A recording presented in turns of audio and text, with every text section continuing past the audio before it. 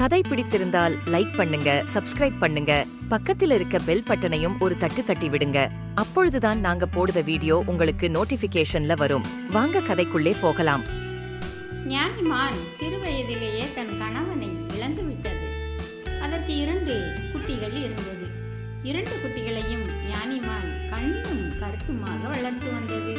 ஒரு நாள் அனைவரும் அவர்களது தோழி சுஜியின் வீட்டிற்கு புறப்பட்டார்கள். போகும் வழியில் நிறைய பழங்களை வாங்கி கொண்டனர். ஞானியோட தோழிதான் சுஜி குரங்கு. 2 பேரும் நல்ல தோழிகள். சுஜி குரங்கோட லிச்சா குட்டிக்கு அன்று உடம்புக்கு சரியில்லை.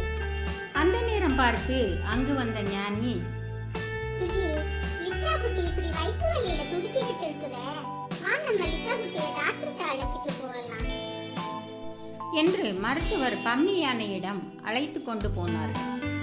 யானை டாக்டர் லிச்சா குரங்கு குட்டியிடம், குட்டியே, நீ நேற்று என்ன சாப்பிட்ட? உனக்கு வயிற்றுவலி வந்துட்டு?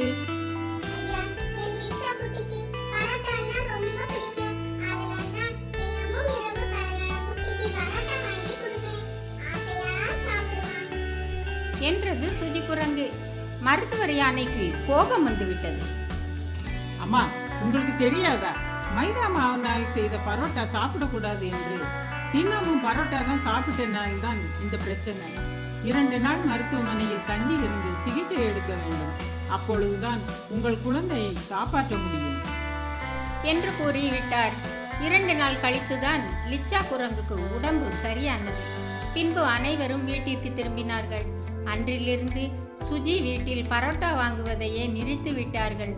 இதையெல்லாம் கவனித்துக் கொண்டிருந்த ஞானிமான்களின் குட்டிகள், அம்மா அம்மா, எங்களுக்கு இனி பரோட்டாவே வேண்டாம்மா.